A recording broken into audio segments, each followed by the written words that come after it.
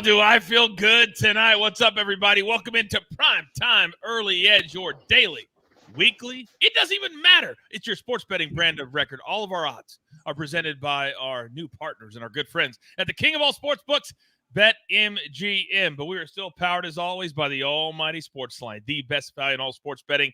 And it is not close. Now, for anyone new to the brand, we do everything differently here. If you're looking for hardcore picks, wrong show.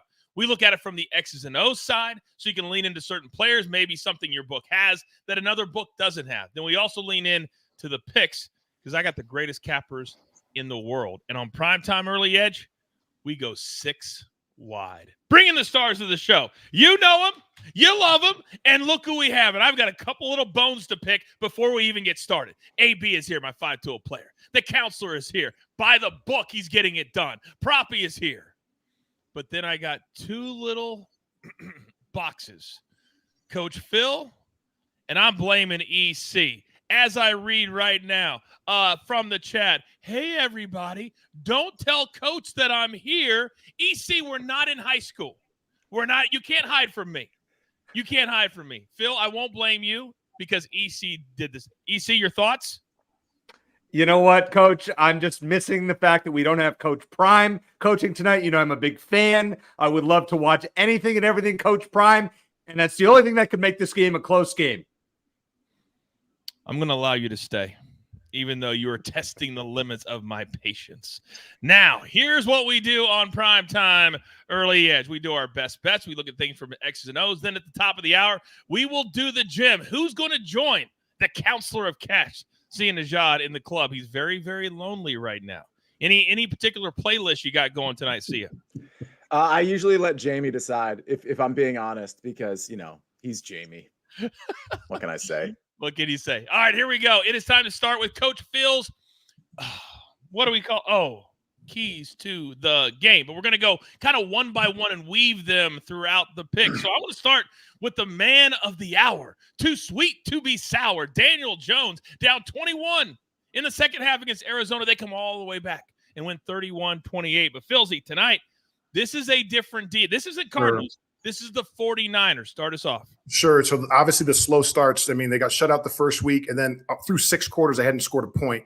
Dayball from Western New York probably gave them some colorful language in the locker room, went out there and they executed against the Cardinals. Now, let's be clear about this. The Cardinals personnel is not what they're going to see tonight. So Daniel Jones, he's 1-10 in his last 1-10 in his last 11 primetime games. That's, I believe, the worst record since 1970. So we do have some issues in this San Francisco defense, which we'll get into a bit later. They are very loaded.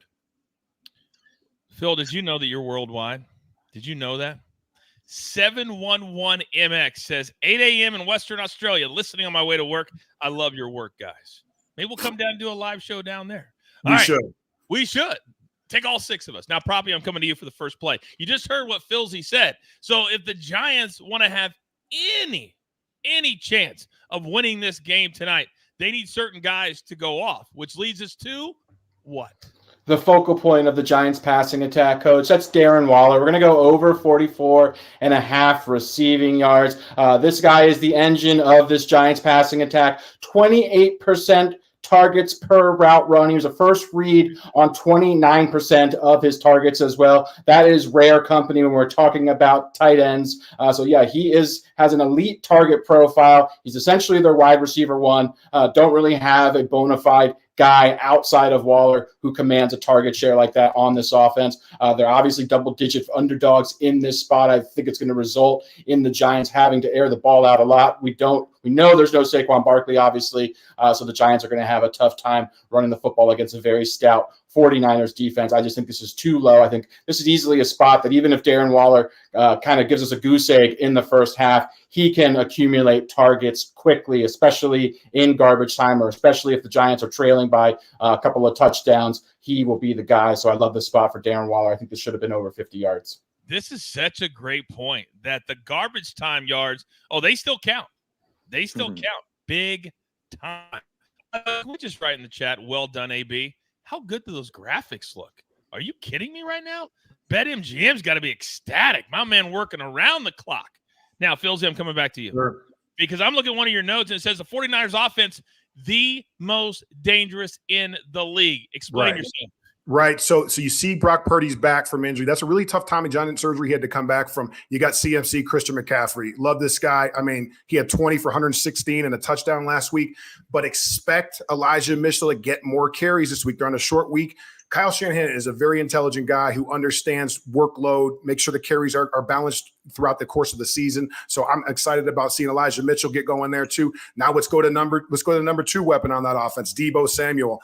With Ayuk being out, his touches, whether it's carries or receptions, are going to be valuable to this offense. You know, you have Jauan Jennings who's going to come out there and make some plays as well. They have a fullback, Kyle Juszczyk, that everybody loves, and then don't leave out our man George Kittle.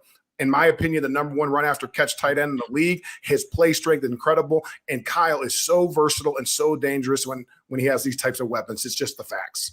All right, I'm going to come back to you about Brock Purdy, but I'm so glad you just talked about George Kittle because, EC, you got to feel pretty good about yourself with the 2 plays you have tonight.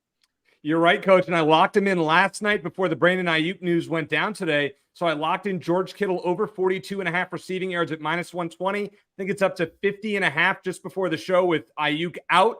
I would still play that. I'd play it. Heck, I'd play it up to 60 tonight because I think he is going to break out and have a big game. So the Giants generally play man-to-man. Deebo Samuel's more of the 49ers' primary zone coverage beater. George Kittle's gotten off to a slow start. 6 catches on 9 targets for only 49 yards in the first 2 games. But the Giants defense, not great against the tight end. Zach Ertz and Trey McBride of the Cardinals last week combined for 8 catches for 88 yards. I know it was kind of a weird line that Kittle being so low, and now I guess it makes more sense that it's back up over 50. But on a short week last year, on a Thursday night, George Kittle went for 5 catches, 93 yards, and 2 scores against the Seahawks. Now, we know that they're playing the Giants. Proppy on the site put Kittle to score twice. Proppy's a genius. We know that. So I feel really good about this pick. Kittle to score an anytime TD at +180. So we got him his over receiving yards, and we got his anytime touchdown. We're going to cash both. Heck, we could cash both on the first drive, and I'd feel great about it, Coach. I was on CBS Sports HQ today in my one-on-one segment with Will Brinson, and I somehow picked the Giants tonight plus the 10.5. I don't know what I know exactly what I was thinking. All you guys think the 49ers are going to roll tonight. EC, you think it's going to happen? Probably. I don't know what Proppy does. By the way, what would you play Darren Waller up to? I play Darren Waller up to 49.5. All right, 49.5. So you in the chat, you better get in, Jay Kane.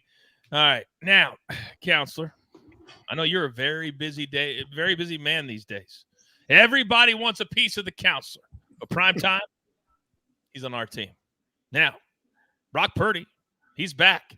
The man's got a long winning streak to start his career. It's historic.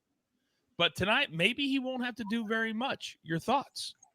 Yeah, I think that's the point. So, I mean, I have Brock Purdy under 229.5 passing yards. I will say I just checked this, and it's down to 226.5 in most places. I still think you're okay there. I was on HQ yesterday. It was 231.5. I liked the under there. So if you listen to me there, maybe you locked it in. But here's the thing. Let's go back to what Proppy said about Darren Waller. I think this is going to be a lot of garbage time for the Giants in the second half, which might benefit Darren Waller, Darius Slayton. You name it, Jalen Hyatt, whatever the case may be. In that second half, the Niners protecting a lead on a short week. Elijah Mitchell's going to get involved. We're going to see a lot of long, sustained drives. We've got the lead. Let's just lean on our defense and get out of there. And I don't think Brock Purdy is going to be passing much, particularly in the second half. I could see him easily landing on 210 yards or less here. So my play is going to be the Brock Purdy under, again, 229.5. I think you can get that in some places, but I noticed that most of the conventional books, it's at 226.5 right now. I still like the under there. Yeah, BetMGM's at 230.5. I played it maybe an hour ago, and I still had that number as well. Phil, I'm coming back to you because this is one of your keys to the game. Brock Purdy, maybe he just is a handoff machine tonight. Your thoughts? There were some reports of wind, between 7 and 15 mile an hour gusts. If anybody visited the Bay Area before, you know how quickly that can come in and off the ocean. So the reality too, I think Sia nailed it. He absolutely nailed it. When you're playing with the lead in the second half, you just really want to run the football, get a few first downs, get a touchdown or two, and then get off the Thursday pitch, healthy. That's really what you want to get done. So I totally agree with Sia. I thought that was an intelligent, statement on what he just said. He's the smartest guy that we have, and it's not close. That's why we No. call him the counselor. He said, no. But he does do everything by the book. I will tell you that. Now, Elliot Money in the chat says, I cannot wait for the no-fly zone. Well, guess what, Elliot Money? You don't have to wait any longer. AB, 5-tool player. You're up, big boy. Coach, I appreciate that. Thank you very much. And I'll tell you what, we're going to start the no-fly zone with – oh, where's your boy? Where's he at? We're going Brock Purdy. Going Brock Purdy here. We're going to take him over half an interception at plus 180, and I'll tell you why. First off, our man hasn't thrown an interception all season. That's going to stop at some point. I think that this game could start out actually a little odd. And if you look, if anybody's new to the no-fly zone, on the left-hand side, you see the Giants pass defense completion percentage rankings in the NFL. All right. Below that, you see Brock Purdy's INT splits from last season. We have a full year, somewhat to get information and data from. And then on the right side, you see his danger zones here. And they're not good. The Giants secondary is better than people give him credit for because Wink Martindale brings a heavy and exotic pass rush. He's going to bring it to you. And he can cause quarterbacks to throw it in places where they really don't want to. So I think anywhere deep, specifically middle and deep right, Brock Purdy could be in trouble. He also looked short left. He could be in trouble being a right-handed quarterback throwing across his body. It's a risk, but I'm going to take it at plus 180 because I think if at any time it could happen, it's in a game like this. Now, Daniel Jones. Let's go to our man here. Wrong slide. There we go. All right. So, same deal. You see the 49ers. Buddy, this defense is for real. Short mid, second best in the NFL. Deep mid, first in the NFL. Deep right, first in the NFL. This defense is for real because they have it all. Pass rush, athletic linebackers, cornerbacks, and safeties that aren't afraid to get at you. Now, Daniel Jones, this year, you see his INT splits. All of his interceptions have been thrown in the first half. All of his interceptions have been thrown from playing from behind in the game. So I look to them with no Saquon Barkley. He's going to have to try something. Now, you see on the right-hand side, buddy, the entire middle of the field is a danger zone. Don't even cross that line. It's going to be trouble. And then you see mid to deep left, mid to deep right, also bad. And this, especially if the Giants are playing from behind throughout the entire game, man, could be trouble right there. Yeah. All right, so I'll come back. I know you have a couple more picks, but we got to come over to Phil now because Steven is asking the question in the chat that I always ask. Do you want to do all that work that you just saw? Do you know how long that takes for AB to do the no-fly zone? I've done like stuff. I don't want to do it. None of us want to do it. By the way, Capper Taylor is doing my work for me too. We have a big audience tonight, as we always do. Just hit the like button for me. Make it a part of your pre-show routine because you're all here 10 minutes early. Hit that like button for me. All right, Philzy, let me come back to you. The no-fly zone, you saw all the different spots from a coaching perspective. Yeah, throw one of those back up there for me. We'll start with whichever one you put up, first, just with the graphic. Just when I'm looking at Daniel Jones here, the biggest thing I think about is the 4-3 defense that the 49ers are going to have. They have a great pass rush with four guys. Javon Hargrave inside, Bosa outside. You have a real problem with Greenlaw and Warner in the middle, and then I love Hufanga as a safety. So you're looking at guys that can take the ball away from you. He has not played particularly well. Again, like we talked about, we have the wind and no route timing for the week. This is probable. It's a problem. What about Purdy? Yeah, so with Brock, it's interesting because they did not sack the quarterback at all. The New York Giants did it last week. I think Dobbs had 30 attempts and they didn't get home at all. So that's really uncharacteristic of a Wink Martindale defense, which AB had alluded to earlier with the pressure. So Kayvon Thibodeau, where's he been? We got to get him going. They have to get home. They have to put some pressure on him. They have to tip the ball at the line of scrimmage. They have to make a play in the secondary. I agree with AB. They are underrated. They can take the ball away. So, talking about a short week with no route timing, it can very well happen. And it can really shorten the game, which means that a double-digit underdog is in play. My man Cody says, Phil's so damn sharp. Great to have a former NFL coach on the staff. How about on the crew? We don't have a staff. We have a crew, Cody. Now. Be nice to Cody. I like this guy. Cody's my guy. All right. Counselor, EC, Proppy, get ready. We're going to do a little fast forward around, whatever we want to call it. But I got to come back to AB first to get all of our best bets done. And AB, you and I have not disagreed for a minute, but I think we disagree tonight. Uh-oh. That's not good at all, Coach, because you've been on fire lately, man. You're the last person I want to disagree with. All right, so let me pull this up here. We've got just 3 more plays on top of the 2 interceptions. So if we take a look here, I've got 5. All right, first, 49ers minus 10. I know that it's sitting at 10.5 now, but we had gotten this on sportsline.com a couple days ago.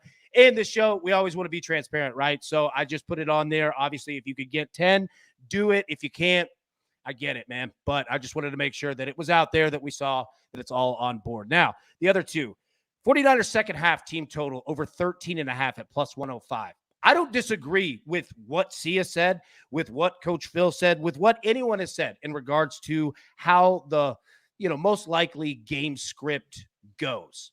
That being said, generally, when you have that, like say if we have a blowout or that type of a feel, it's the 49ers that actually have the ball way more because the Giants offense clearly wouldn't be working, right? Like it's not like they're just going to start going on 12, 13 play long sustained drives. They're probably going to be punting the ball, which we'll get to that in just a second. But the 49ers, 2 touchdowns, can get home. And here's also why I put this up, because you know what? You know what they've done, especially last week with the Rams, right? Didn't look good ending that game. All right. They gave up points. I guarantee you, Kyle Shanahan's been saying, hey, defense, we don't allow that around here. We need you. So I think that they're going to be playing tough. They're going to be getting the ball back to the offense, and the offense is going to be punching these in, or at least kicking field goals. So I don't think that it's going to be any type of, hey, let's just stop playing, because that's specifically number 1 on the chart of what they need to fix. Now, number 2, total punts, because if it starts slow on both sides, 49ers, they're not afraid to play field position at all. I mean, that's what this team does. They trust their defense, and they say, all right, we'll punt the ball, no problem. Like, as long as we don't turn it over, that's what we do, right? That's how Brock Purdy has been a dude here. And then the Giants, if it's just not working, I mean, what are you going to do? You're going to have to punt the football, right? So that's why we're going to play those right there. All right, take all 5 of those right there. It makes a lot of sense. All right, Proppy, let me come back to you, because we've got a lot of different guys tonight based off on what we think this game could be. So let's go with the A side first, which is clearly the 49ers giving 10.5. We know EC likes George Kittle. How do you feel about Debo and Christian McCaffrey tonight? I like George Kittle quite a bit as well, as EC alluded to. Very high on all his props. Love all of EC's plays featuring Kittle. I like Debo. I like C-Mac, obviously. This is a short week. However, I do believe, as Phil mentioned, they want to get in, they want to get out. They're 10-point favorites in this spot. It's a short week. Obviously, staying healthy is the priority here. Last week, Christian McCaffrey handled every single backfield touch for the first time since 2019. He's had major durability issues throughout his career. I really feel like the 49ers are going to utilize him early in the game, and then they're going to hand the ball over to their very explosive backup in Elijah Mitchell. So if we're looking for other secondary, tertiary options, that's where I'm going. I think we're going to see a big dose of Elijah Mitchell in the second half of this game. I think he ends up flirting with double-digit carries. His rushing prop is 30 yards, 31, 32 yards. I like him to sail over that, especially as San Francisco grinds the clock and prolongs drives and hopefully gets out of here without any injuries.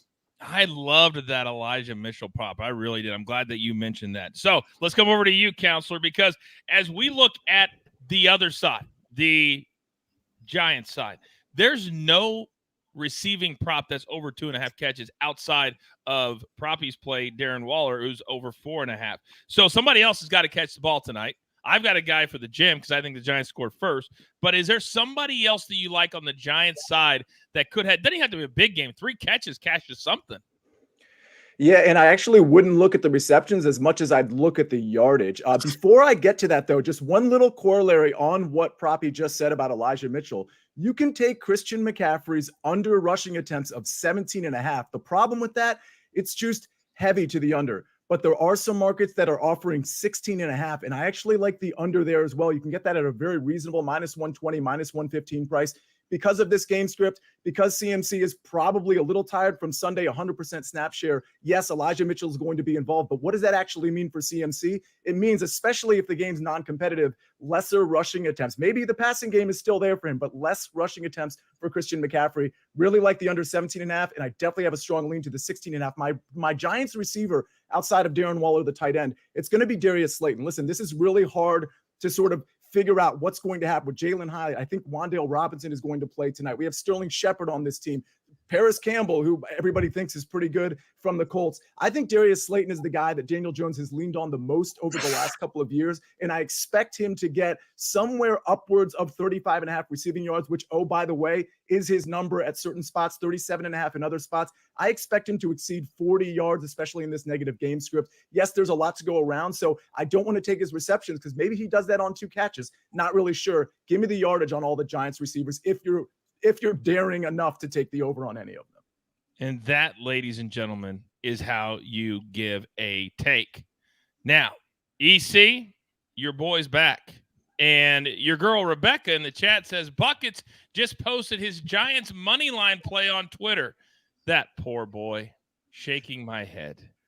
So what do you think about your boy being back and on the Giants money line, which is plus 425 today?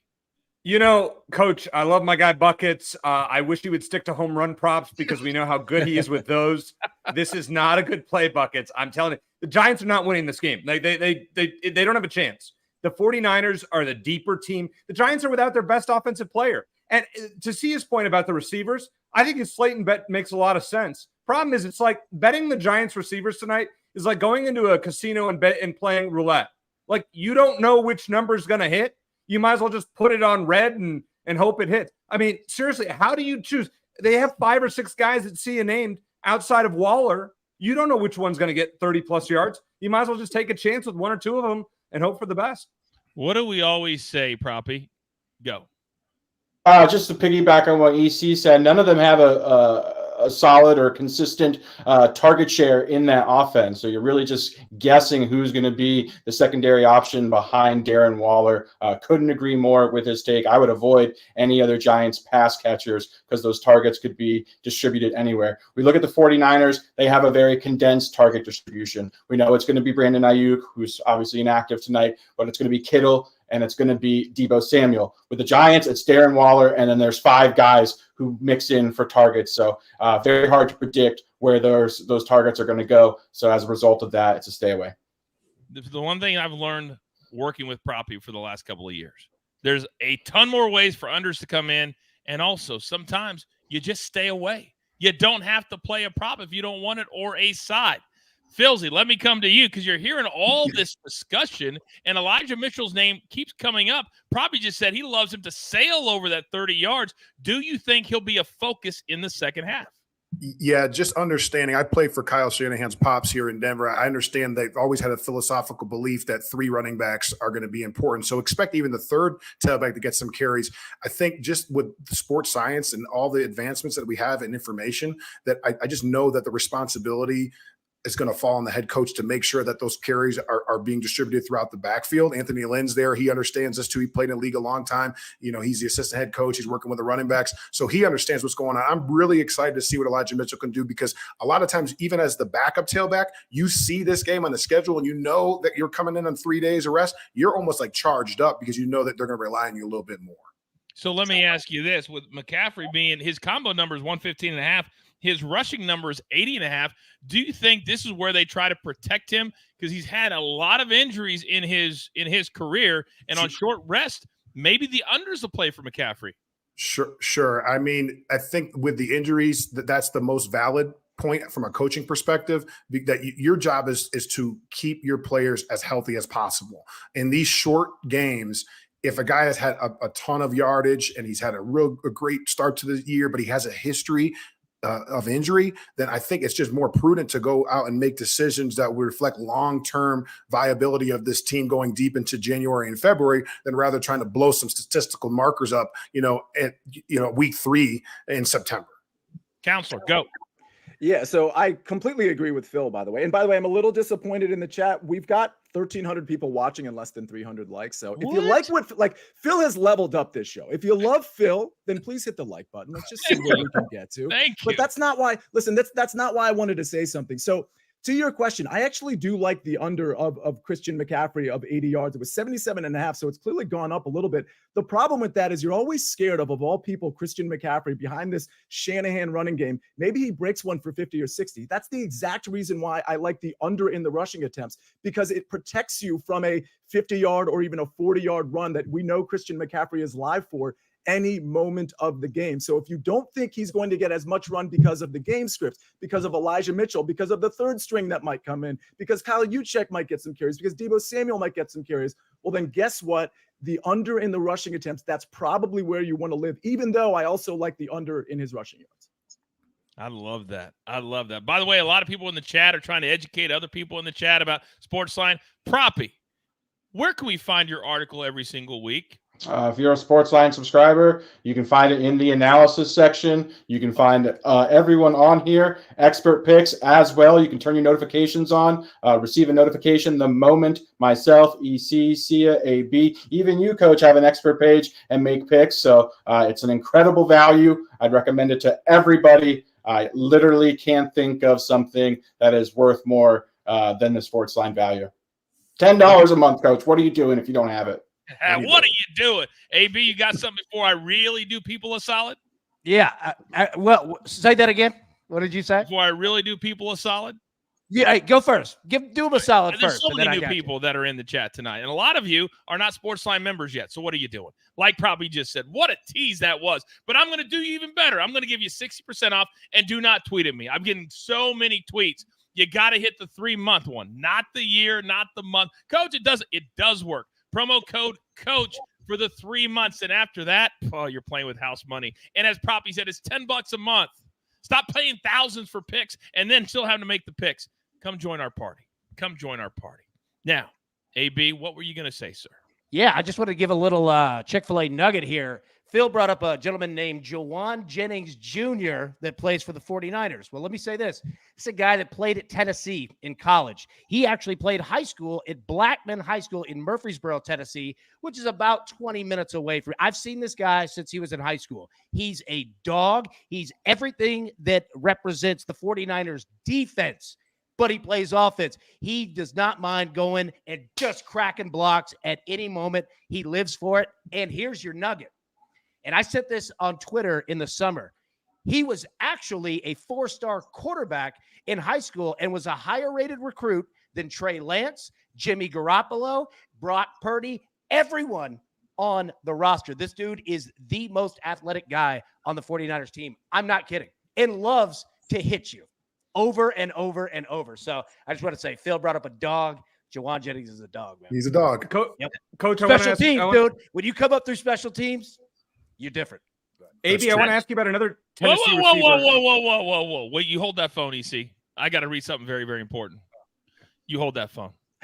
Somebody said that if you use the promo code EC, it then costs you $1,000. Whoa. I told you it was important. EC, I actually had a question for you, but please be the host of the show. I'll just sit back. You ask the questions. Of course. Well, AB, you mentioned one receiver from Tennessee. How about another in Jalen Hyatt? He had a big game last week, 2 catches for 80-some yards against the Cardinals. Maybe he's our roulette chip on the Giants in addition to Sia Slayton. Yeah, 100%, man. Look, Jalen Hyatt is a dude. This guy is lightning quick. He has excellent hands. And here's the best part. If Jalen Hyatt is used tonight, I'm going to go ahead and tell you exactly how he will. And Phil, I'd love your thoughts on it. He is tremendous at cutting routes short when there is a pass rush and being on target with the QB of knowing if you've got, say a 7-step, 7 route, right? Of cutting it short to 5 steps, 3 steps, even if need be. He's right there. Him and Hendon Hooker did it over and over and over. They need to throw him the ball more. This dude is unbelievably athletic. And I think in a game like this, yeah, you're going to be cutting routes short. He's the guy to do it. Okay, Phil, and then I'm coming to you, probably. Yeah, so I think Hyatt's a guy to watch for sure. I just feel a little bit uneasy without Saquon in the game that they're going to establish the run and be able to have the advantageous single safety looks.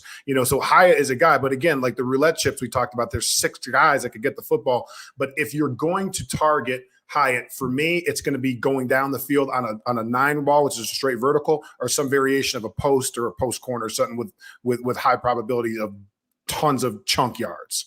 Hey, probably, what are the numbers on Hyatt? Do you have them handy? I don't. I believe they're in the 22 to 26 range, though. Coach, let me say, while anybody's looking those up, Phil just brought up another great point, and I think this needs to be one of our mantras for the show, okay? When in doubt, run a 9 route. That's it. There we go. That is true. All right, I've got one more, and I'm coming to Proppy for it, and then we got to get to the gym because this game is so good. We've already gone past the top of the hour. It's already 8:03 in the East, 5:03 out here in the West where I'm sitting. That's how fast this show goes with my guys. It's incredible. Proppy, the one play that we seem to hit every single time the Giants are playing is Daniel Jones with his legs. Now, I know you hate receiving props with running backs, but what about a running prop with a quarterback when the number is 38.5, juiced to around -130? Yeah, I like the spot for Daniel Jones to rely on his legs for a couple of reasons. A, we've seen him do it a lot early in the season. He's gone over this in both games, certainly a good indication, relying on his legs a lot. Coupled with the fact that there's no Saquon Barkley, obviously, Matt Breida going to be the backup running back. I'm not sure how much rushing offense this Giants team can really generate with Breida. So I really think that in order to have a dual threat, they're really going to have to rely on Daniel Jones' legs. Furthermore, they're going to be playing from behind in this spot, especially in the second half. When that happens, I could see San Francisco trying to keep everything in front of them, sort of allowing Daniel Jones to pick up some yards on the ground as they're playing catch-up, as they're potentially playing from behind with a double-digit deficit. So I do think he could rack up quite a few rushing yards as a result of the game environment. I love my man Proppy. Phil, go. One key thing to talk about with these quarterback rushing the football, this team plays primarily zone. So that means the eyes of the 7 defenders aren't rushing him, are looking in the backfield and playing a zone. So it's going to limit the ability of him to get those big chunk runs ideally. All right, the teams that play man coverage, so if they start to play a lot of man, that's when their eyes are facing the receiver that they're covering and the tight end in the back. And then those huge rush lanes happen and those big chunk runs happen with Daniel Jones. So just watch whether they're playing zone or man and then start to determine whether or not the quarterback has a greater chance at run chunk plays. I hope you guys have your paper and your pen or pencil and you're taking notes. This is such great content for the entire season whenever these plays or these teams are playing. All right. Great job, gentlemen. Great job. All right. We have a little bit of fun that we've got to get to, and then we'll recap our best bets, and then we're going to get the hell out of Dodge. Now, there is a very lonely gentleman in a club somewhere, just popping bottles and looking around, and there's nobody to celebrate with. He's like, hey, come on. No, can't come in. Can't come in. So this is our little game. If you want to play, I encourage you to do it. You have to pick who's going to score the first touchdown of the game. We call it the gym. Who's going to get into the club? It's got to be plus 1,000 or higher. You can't make it easy. We can't make it easy. So, counselor, you are the first one to get into the club this year. So out of respect, how we do it is you get to go first. Who do you like tonight? Well, I'm actually stealing a play from EC, or at least it feels like I'm stealing a play from EC, because I know he loves George Kittle today, or I should say tonight. And I love George Kittle too. I think it's a great play. But for whatever reason, EC didn't decide to go with George Kittle for the first touchdown score. And honestly, I feel like if he scores the first touchdown, which I expect him to, I feel like I'll be sharing it with EC to some degree, since he's got so much on Kittle tonight. But yeah, at plus 1,000, especially with Brandon Ayuk out, he's going to be a safety blanket for Brock Purdy, along with Debo, along with Christian McCaffrey. I think this is a George Kittle game, especially against the tight end, especially against the Giants defense, who doesn't do a good job covering the tight end. Give me George Kittle for your first touchdown score. You know, everybody in the chat and everybody watching at home right now is going, where's the receipts for this? George Kittle plus 1,000 or higher? I get it. Right? It's out there. It's out there plus 1,000. He always brings receipts. I've stopped questioning the counselor. All right, EC, he just gave you tons of love. Where are you going tonight? So Kittle was plus 9,000 last night, moved up, or plus 900 last night, moved up to 1,000. 9,000. Yeah, 9,000 was like 90-1. Yeah, I'm going to roll with the 49ers defense at 20-1 to score the first touchdown. Hey, we saw it on Monday night, first play of the game. Steelers had a defensive touchdown against the Browns. Hey, why not 2 primetime games in a row? A lot of pressure on Daniel Jones. Mistakes happen. Fumbles, interceptions. Let's see the Niners D get me into the club at 20-1. This will drive me absolutely insane if this hits. Absolutely in. Do not text me. Don't call me. Don't look for me tomorrow. If they score a defensive touchdown, first touchdown of the game, I will lose my mind. Now, we're starting to have a little rivalry brewing between Coach Phil and my man Proppy, because Phil has been jumping the gun. No, he's not. No, he's playing fair, but he's been getting his pick in first. And I got to tell you, Phil, I know Proppy better than anybody. He's like a rabid dog when you take his picks. Not once, not twice, but 3 times in the early season. It better hit. I like Waller. I mean, he's a good player. We're going to get this thing going, and the Giants are going to score the first touchdown of the game, and you're going to make your bet. But, Coach, all right? That literally had nothing to do with anything I said, but that's fine. That's fine. You like Darren Waller? We got it. Yeah, we're gonna have to speed this thing up. I thought, we're trying to get through this. I understand. AB, talk to me. Yeah, it's simple. I'm just going to follow the advice of what the guy said. You know what? No, Kyle Shanahan, he said it all week that he was upset that, McCaffrey got 100% of the running back share in regards to the snaps there. So I think that he's going to do it early. McCaffrey probably goes 98 yards for the offense. Elijah picks up the last 2. See, you guys always know I like to shock the world. Next level capping is what I'm all about. You guys all think that it's going to go this way. I think it's going to go this way. I think the Giants march down right at the beginning of the game, and they play off that confidence and that speed they played with in the second half against the Arizona Cardinals. Isaiah Hodgins, he scored on Sunday. He's going to score again tonight at plus 2,200. You're welcome, America. You are welcome, America. Now, we've only got about 2 or 3 minutes, and then we got to get the hell out of here because the game's going to start in just a couple of minutes. So very quickly, let's go through 15 or 20 seconds is all we have time for, guys. Give me one little nugget on your plays. EC, let's start with you. Bet everything George Kittle tonight. Look for him in the middle of the field to exploit the Giants defense. Over 42.5 receiving yards, which is now up over 50 receiving yards. I would still bet that. An anytime touchdown at plus 180. Proppy, talk to me. Yeah, I like George Kittle quite a bit as well in prime time. Sans Brandon Ayuk. I expect him to be the focal point, especially when the 49ers get down into the red zone. As far as the Giants are concerned, I'm just curious how they're going to generate rushing yards without Saquon Barkley, the centerpiece of their offense tonight. Certainly going to be up against the great 49ers defense. Also, a little programming update. Me, Proppy, Uncle Dave, EC. We have our props extravaganza tomorrow at 4 p.m. Eastern time. Hey, Maestro's on Daniel Jones over his passing yards. See ya. Talk to me. Yeah, I think game script dictates that Brock Purdy's not going to need to throw the ball a ton in the second half. Either way, I think ball control is going to be the name of the game with Elijah Mitchell, with Christian McCaffrey. You're going to see at least 1 or 2 drives where the Niners have the ball for between 6 to 8 minutes. That's going to count for a Brock Purdy under in passing yards. AB, bring us home. Yep, both quarterbacks throwing an interception tonight. We've got the 49ers minus 10. 49ers in the second half, team total over 13.5 at plus 105. And in the game, combined Giants and 49ers over 8.5 punts. All right, they're saying in the chat, heel coach shows up tonight. I just might. I'm feeling fiery tonight. Now, we like to end every one of our specialty shows, primetime shows, asking my guys, my crew, what's the number one most important thing they're looking forward to tonight? You can use it for tonight or into the future. We only got a couple of minutes. Got to make it fast. But AC, let's go around. Start with you.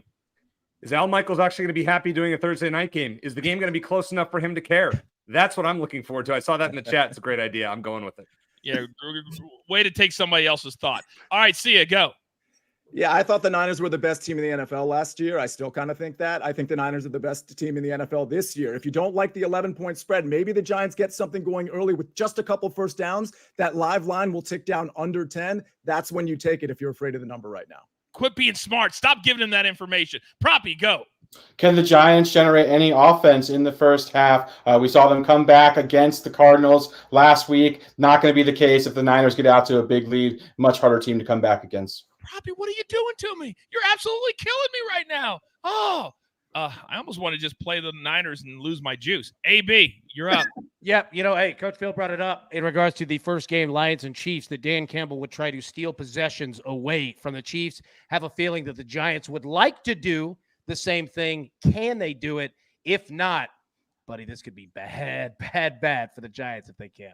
I'm going to show down all of you guys. Coach Phil, bring us home.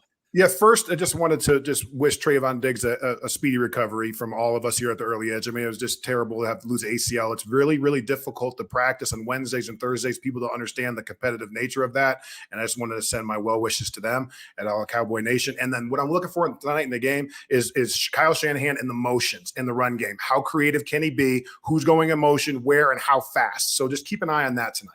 All right, very good. Diggs tearing that ACL in practice today. So, like Phil said, prayers out to him and that team and that family as well. All right, another great show. Thank you all. It's such a big audience every single primetime night, and we cannot do this without you. But we're going to continue to grow. We're going to continue to get smarter. We're going to continue to just try to be better, but include all of you. So with all that being said, be kind to one another, pay it forward, and there's only one thing left to do.